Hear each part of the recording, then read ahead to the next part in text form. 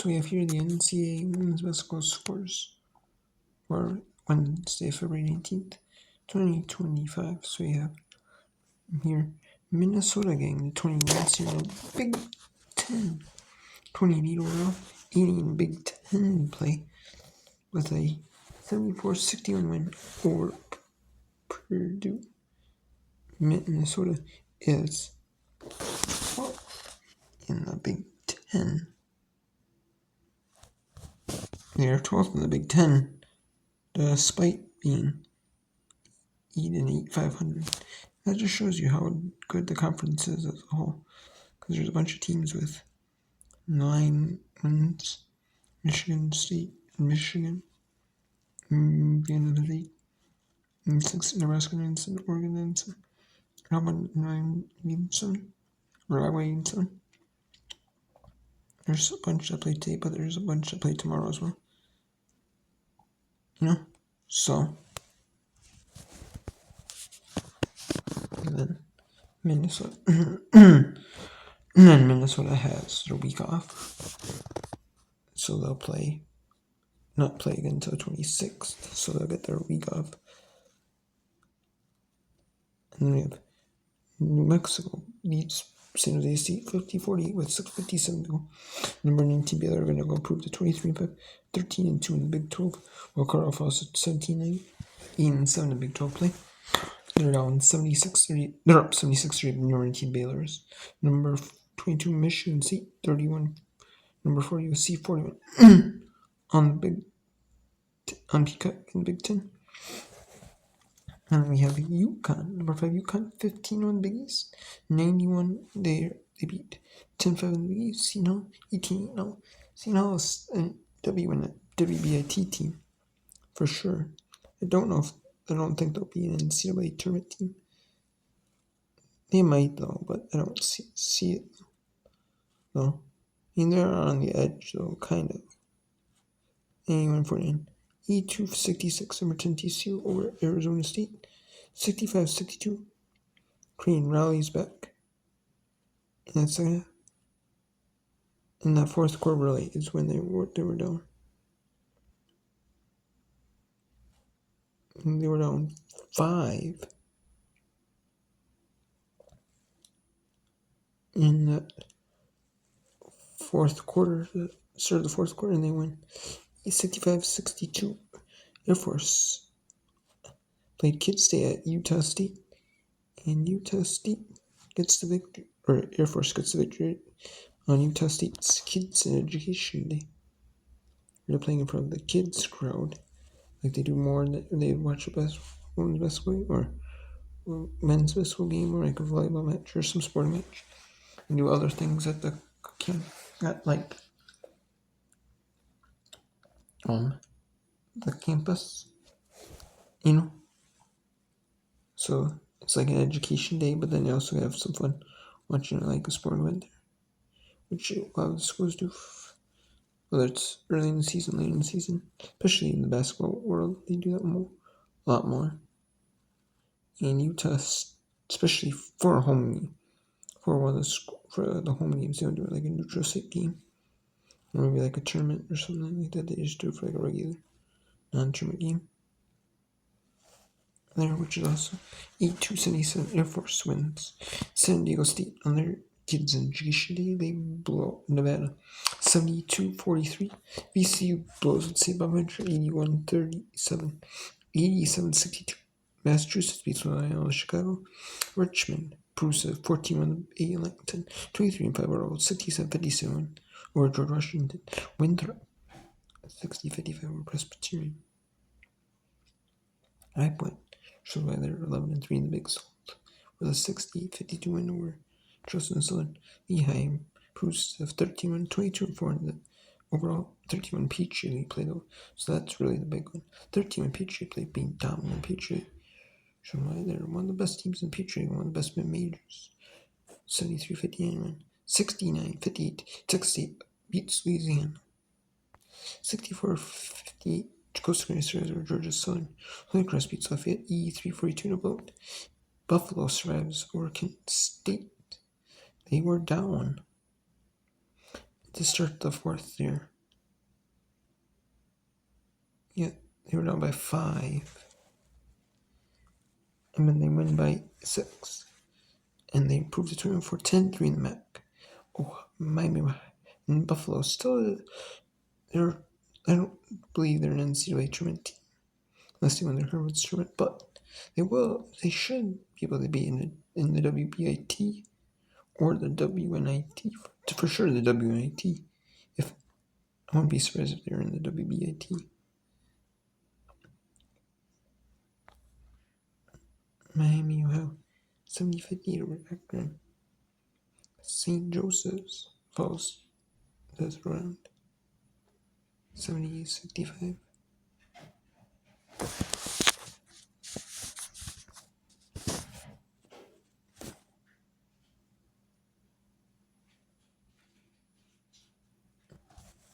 And you had Radford 63-3. They beat winless UNC Asheville Conference. UNC Asheville is 2-24 overall, 1-13 in the Big South. James Madison survives over Georgia State on the road. He's 62-55. It was a close one, Georgia State. They have to play Georgia State next week as well. James Madison is playing next week, Wednesday, as they're playing Wednesday night games, because they play the final game. They've actually started their conference on the 4th. So instead of playing on the 1st and then going because they have to play in Florida for the conference tournament for the Sun Belt, or in Florida for a reason. I don't know if the Sun Belt headquarters, like league headquarters are in Florida, or like they just doing a neutral site to where like a neutral site, like a pure neutral site. Like, so it's not any, same cities that they play in, normally. Not like it's a pure neutral site, but either way, they play App State again on Saturday, and then they play at App State, then they play at home against Georgia State again. They play Louisiana Monroe for the first time this season. So James Madison is definitely a WBIT team. They're guaranteed, but they, even with not the automatic bid, they'd still be a WBIT team easily if they don't make the NCAAs. But James Madison is number 1 seed, right? No, is the number 1 team in Sun Belt. So you get the automatic qualifier anyways, but WBIT, but they should be a WBIT team regardless. And then Marshall 76-58 over App State. Central Michigan 74-62 over Eastern Michigan. Colgate survives in overtime over Navy 76-72. A hard-fought game. A hard-fought Navy win. Or hard-fought Navy defeat. Hard-fought Colgate win, that is. Hard-fought win. Hard-fought game by both sides. Just Colgate just clutched down in and won on the road. 76-72. Colgate improves to 20-7, 10-4 in the Peach League. So pretty solid season by Colgate, and that should guarantee them a postseason tournament berth. It just isn't there, regardless of even if they win their conference tournament. Although, is that going to be in the WBIT or the WNIT? Should be guaranteed one anyways. Even in the WNIT, I think they should, especially being 20-7 as a mid-major. That's pretty solid. Along with 18-9 for Big South play, they defeat Gardner-Webb 75-46. Longwood had a big showing in the first half, good defensive solid showing in the first half, 34-16, and they just dominated Gardner-Webb on defense in the first half. The second half, they were a little more even, but only 5 and 6 point wins for Longwood, but still, it's a good solid showing by Longwood, especially in that first half. But big Gardner-Webb just way far behind, dominate them. 56-53, Fordham beats Duquesne. Temple defeats Wichita State 70-51. ESE 50-54, Butler over Xavier. Cincinnati 59-56 over Texas Tech.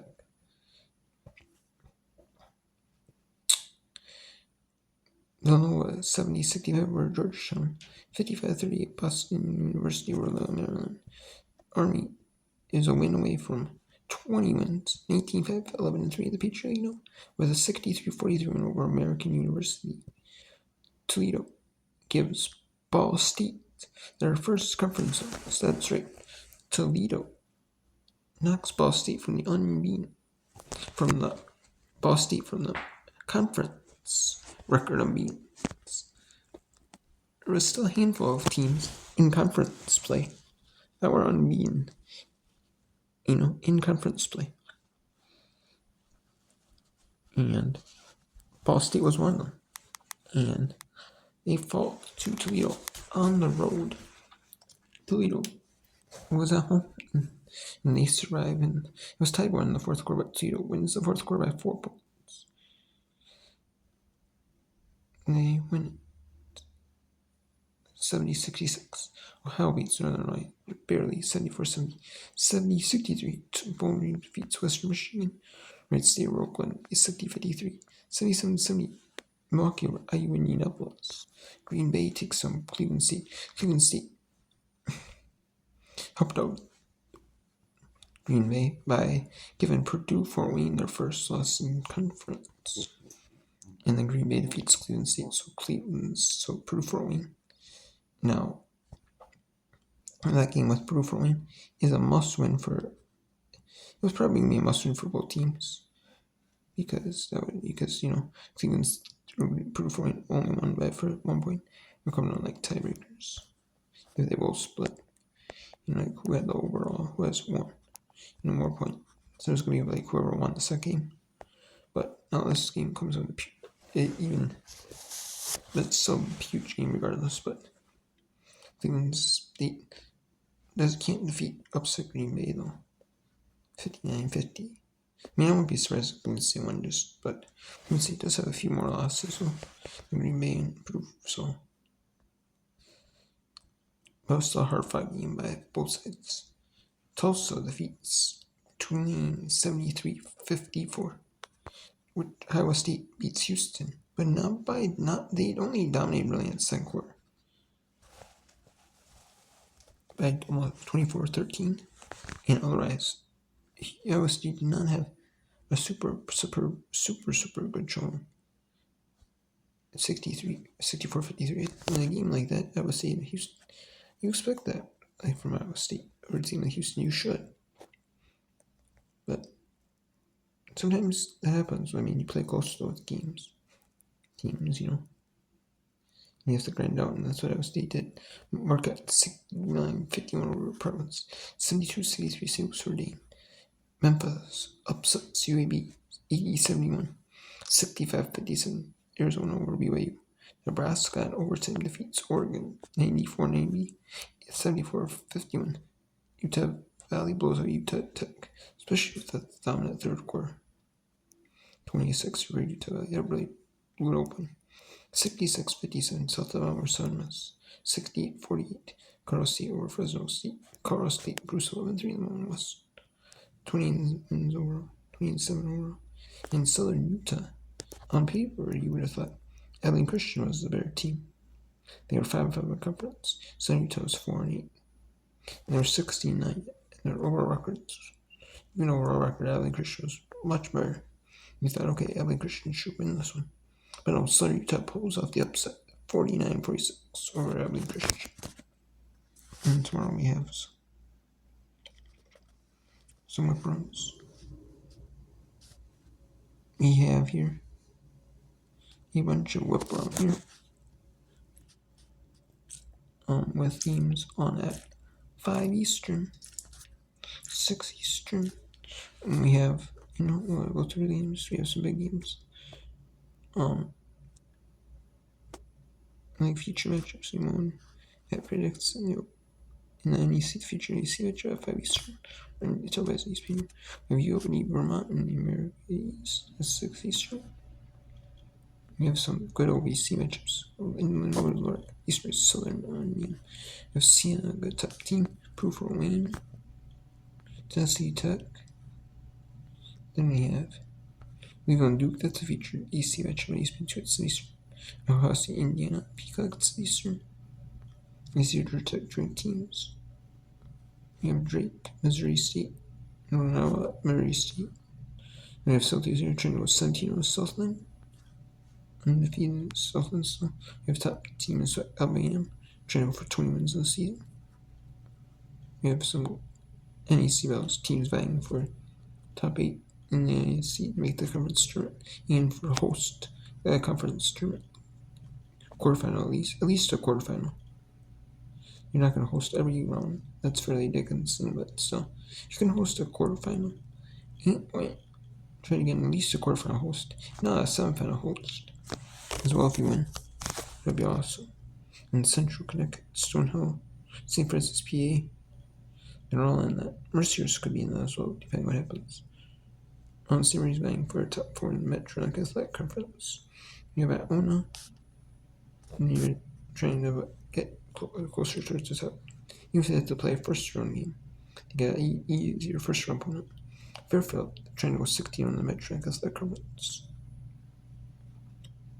You have Steve F. Austin, even trying for a top spot, so top 2 or 3. We're going for 2 or 3 in Southland, but if not, at least give themselves a good shot. They have a good shot though to make the WBAT or the WNAT. I would say at least the WNAT. Steve F. Austin is, even if not as not large, or even if not, I should say not as the might qualifier. They might go to Lamar, if that goes to Lamar, even, or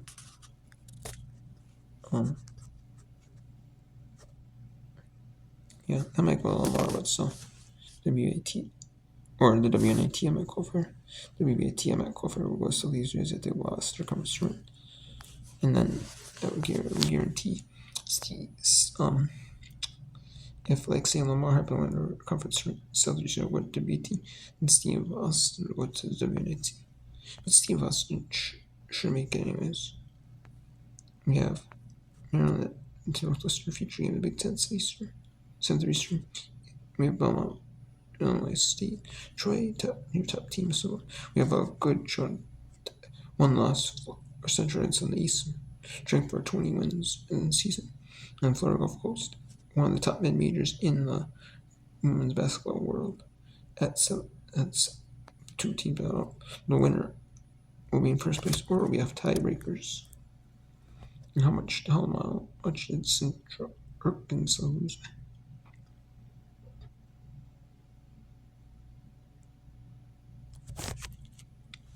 Or did they play yet this season?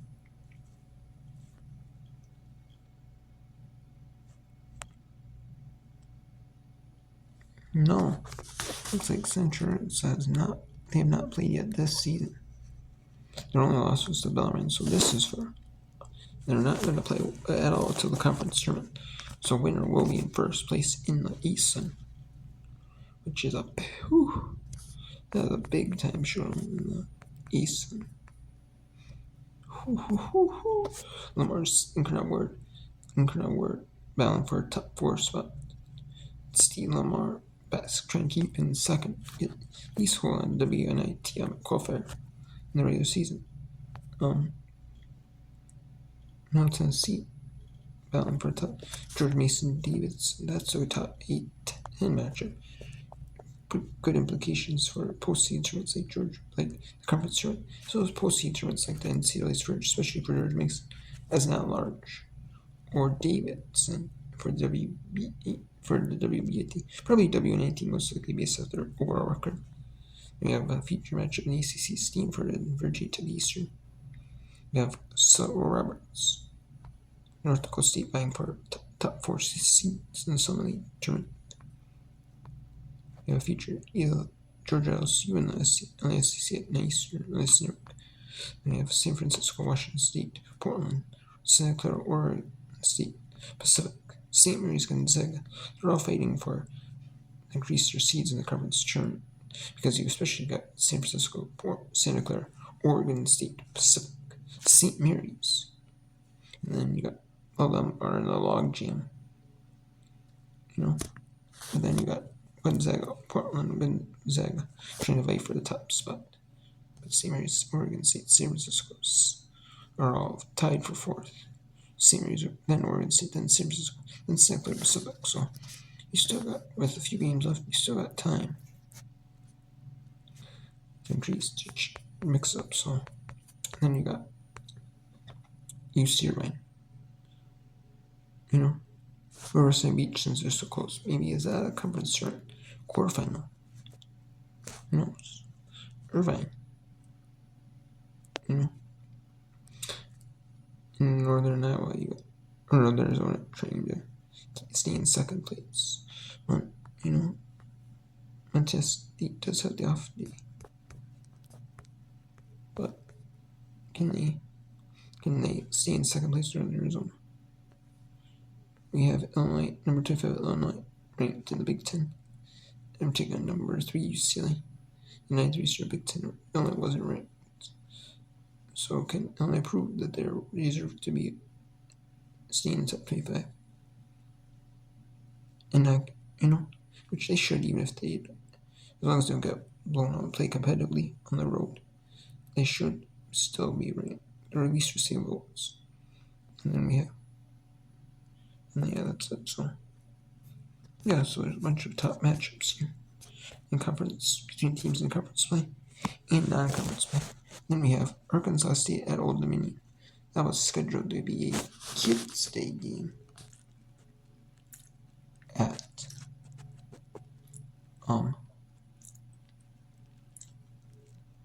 11 a.m. Eastern time at Old Dominion. However, it has been moved now to 2 Eastern, and that there is a winter storm in that area, in the North Carolina, Virginia area. So due to wake weather condition in North Carolina for sure, because they're talking about the Charlotte game yesterday. I was watching the Charlotte men they moved the Charlotte men's game up today.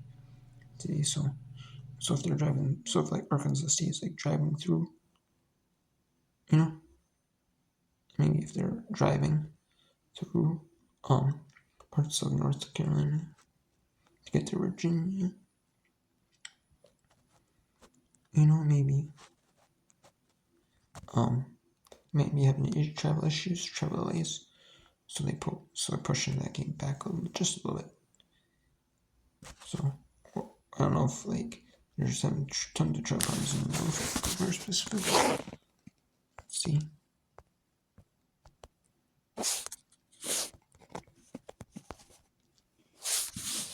Actually, they're in a winter storm warning in Virginia, so they're having a winter storm warning. A bunch of snow. Heavy snow between 3 and 7 inches.